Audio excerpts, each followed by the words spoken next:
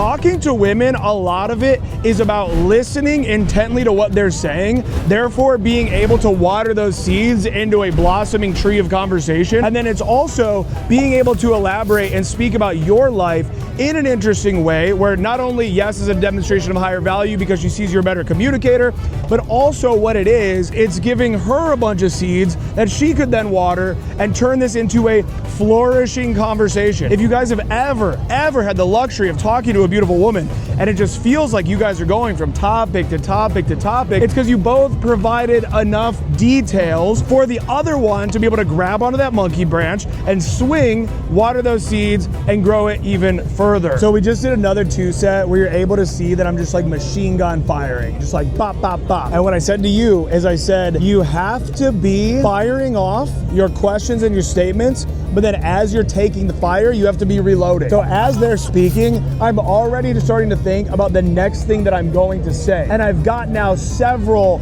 questions or comments loaded up with what they're telling me. So you need to be thinking about what is next. Lower the bar for what conversation should be. Okay, cool. And what, did you grow up here in the city? She goes, oh no, I'm from the West Coast. Oh nice, we're in the West Coast. Oh, have you ever been here? Oh, that's really cool. I actually went there back in 2016. Da, da, da, da, da. Long drawn out conversations about where you're from, where she's from, interesting things about those cities, or if it's something that you've never even heard of, just straight up being like, I can honestly say you're probably the only human being I've ever met that's from whatever, Wyoming. She goes, yeah, I get that a lot, whatever. So then what brought you to the city? Okay, cool. And what would you say has been like the biggest difference between living here and there? Like, what's been the hardest part for you?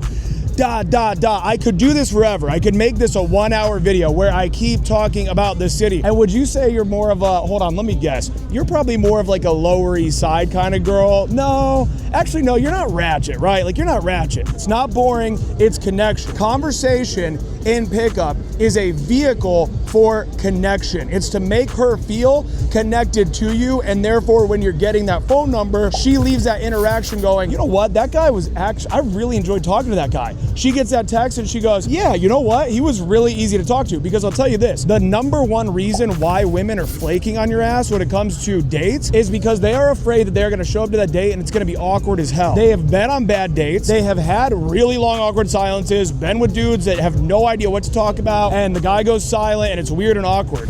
When you do the really long pauses like that, the woman sees that you can't even lead a conversation and therefore is viewing you as just not a confident guy. You don't just gotta be rambling incoherently, but you have to be able to fill that space. Women don't want to participate in their own seduction.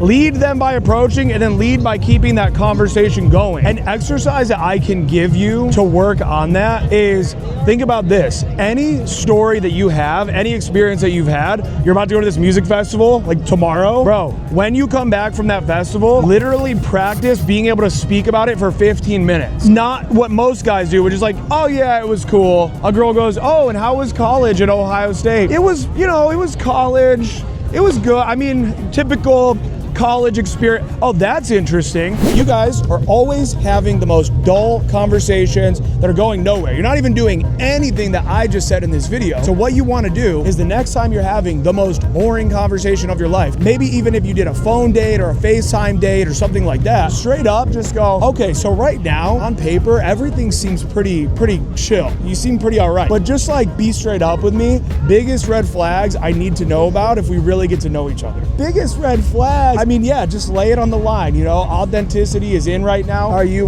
you know, you tend to be a bit clingy, a bit needy. I mean, I don't mind. Look, I like a needy girl. I would be totally okay with that. And let me ask you this. Tell me, like, what's the worst first date you've ever been on? Because I need to know so I know exactly what not to do when we do go on this first date. Start talking about first dates. So serious question then. Are you one of these girls, you're on every app? You're on Tinder, Bumble, Hinge, Seeking Arrangements, all of them. Start getting into conversations about being on the app. Start talking to them about why the way you guys are meeting, whether it's day game or night game, is superior to the apps. Clearly, you and I, we've got something going on here. And we know that our first date's kind of just gonna feel like our second date. We kind of already know that there's a connection here. Whereas, you know, when I used to do online dating, this is what you're saying to the girl, right? When I used to do online dating, I'd meet with some beautiful women. They'd be beautiful. We'd go sit down on that date and I'd realize really quickly there's just no connection connection there. There's no vibe. Whereas you and I, we don't got to deal with that. So it's solid. And then are you like, have you been in a very long-term relationship or not really